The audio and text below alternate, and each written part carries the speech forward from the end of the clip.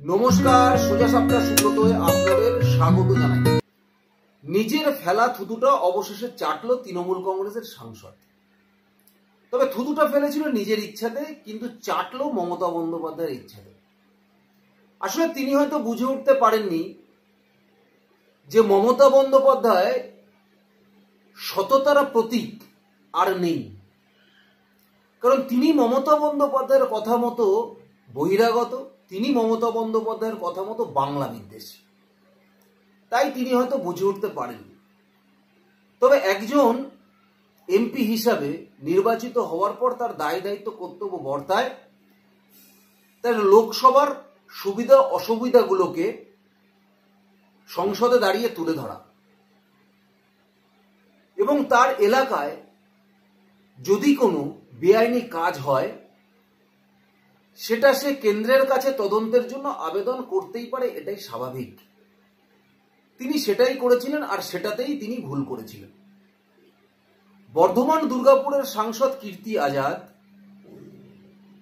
তিনি 23 তারিখে একটি চিঠি পাঠায় কয়লা মন্ত্রীর কাছে। 30 তারিখে কয়লা মন্ত্রী জি কিষাণ রেড্ডিকে তিনি একটা চিঠি লিখে জানান যে ইসিএল অর্থাৎ ইস্টার্ন কোলফিল্ড, যেখান থেকে কলিয়ারি আছে কয়লা উত্তোলন করা হয়, সেখানে কয়লা প্রচুর চুরি হয়ে যাচ্ছে এবং তার অভিযোগের তীরটা ছিল তৃণমূল কংগ্রেস পরিচালিত যে ইউনিয়ন আছে তাদের ওপর। তাই তিনি কয়লা মন্ত্রীকে একটি চিঠি দিয়ে জানায় গত 23 জুলাই যে urgent request for comprehensive enquiry into rampant corruption in ECL.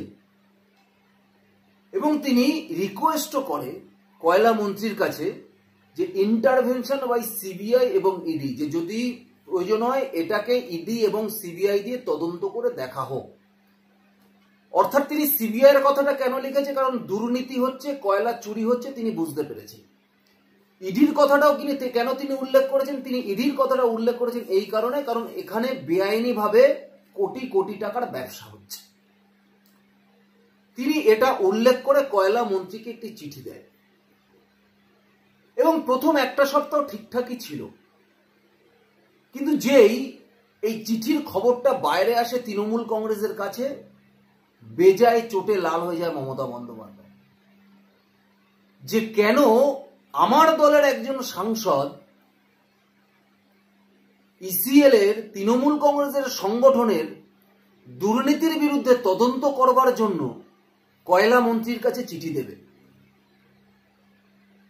এবং দেখুন, আমার মনে হয় যে কীর্তি আজাদ এই চিঠিটা ডিরেক্ট কয়লার মন্ত্রীর কাছে এই কারণেই পাঠিয়েছিল, কারণ উনি দেখেছে যে এর আগে এই কয়লা কেলেঙ্কারি নিয়ে সিবিআই এবং ইডির তদন্ত এখনো চলছে এবং কেস এখনো ঝুলছে।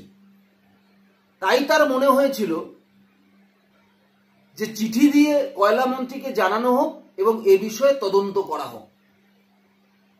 বা তার সঙ্গে সঙ্গে তিনি দেখেছেন প্রচারে মমতা বন্দ্যোপাধ্যায় এসে বারবার বলেছেন আমি চুরিকে সমর্থন করিনি, আমি তো কোনো কিছুই করিনি। তিনি ভেবেছিলেন সত্যি দিদি হয়তো কিছুই জানে না, দিদি কিছুই করেনি, সুতরাং আমি যদি এই চিঠিটা লিখি তাহলে দিদি হয়তো বাহবা দেবে যে দেখেছো চুরির বিরুদ্ধে আমার দলের সাংসদ পর্যন্ত কেন্দ্রীয় মন্ত্রীকে চিঠি লিখেছে। কিন্তু বুঝে উঠতে পারেননি মমতা বন্দ্যোপাধ্যায়ের কথায় বহিরাগত, তো তাই উনি বুঝে উঠতে পারেননি যে মমতা বন্দ্যোপাধ্যায়ের আসল চরিত্রটা কি।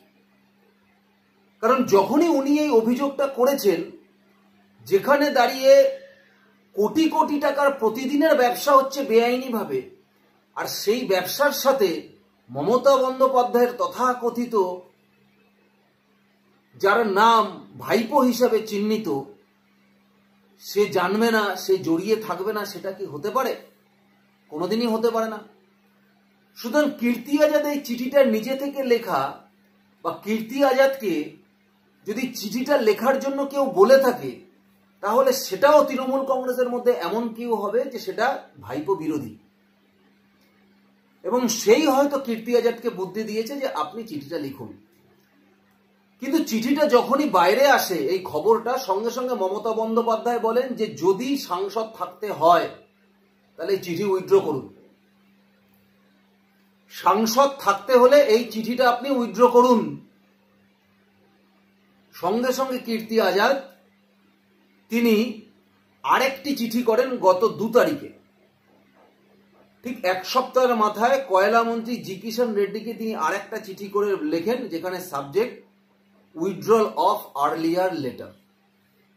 এবং সেই চিঠিতে তিনি লিখেছেন যে কোথাও আমার কাছে একটা মিস ইনফরমেশন এসেছিল, তাই আমি এই চিঠিটা লিখে ফেলেছিলাম।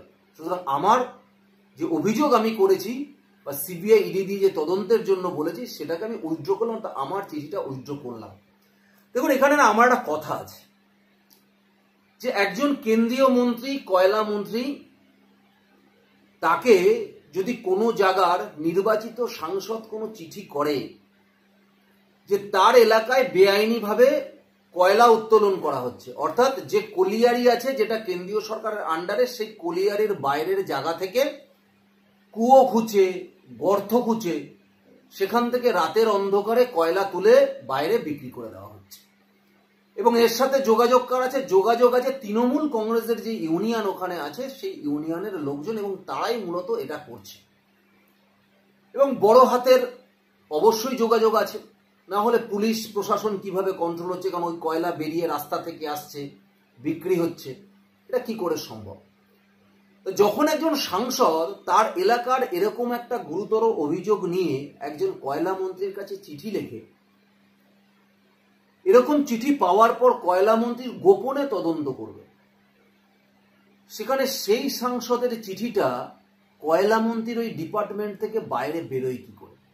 এই প্রশ্নটা কিন্তু আমাকে আজকে করতেই হচ্ছে যে একজন কয়লা মন্ত্রী, সেও কোনো না কোনো জায়গার সাংসদ,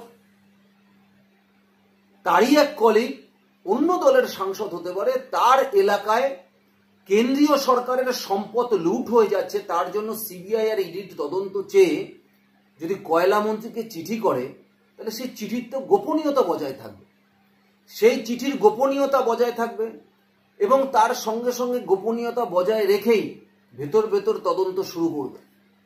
সেটা না করে সেই চিঠি মানুষের সামনে আসছে কি করে? তাহলে কি কয়লা মন্ত্রীর দপ্তরেই এমন কেউ রয়েছে যে খবরটা মমতা বন্দ্যোপাধ্যায়ের কাছে দিয়ে দিয়েছে?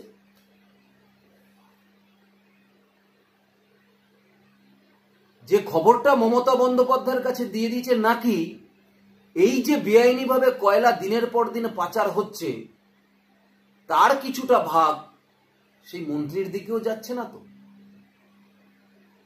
এই প্রশ্নটা কিন্তু আজকে করতেই হচ্ছে, কারণ না হলে এটা কি করে হয় যে মমতা বন্দ্যোপাধ্যায়কে সারা ভারতবর্ষের মানুষ চেনে, যে একজন রেজিস্টার্ড মিথ্যাবাদী, যে মমতা বন্দ্যোপাধ্যায়ের দলকে সারা ভারতবর্ষের মানুষ চলে যে কিভাবে চুরি দুর্নীতি করে দলটা টিকে রয়েছে, তারপরে দাঁড়িয়ে সেই দলেরই একজন সাংসদ যদি তার দলের লোকজনের বিরুদ্ধেই তদন্তের কথা লিখে যদি কেন্দ্রীয় মন্ত্রীর কাছে জানায়, তাহলে সেই খবর বাইরে আসার জন্য এর অপরাধের দায়ভার কিন্তু কেন্দ্রীয় সেই মন্ত্রীকেও নিতে হবে।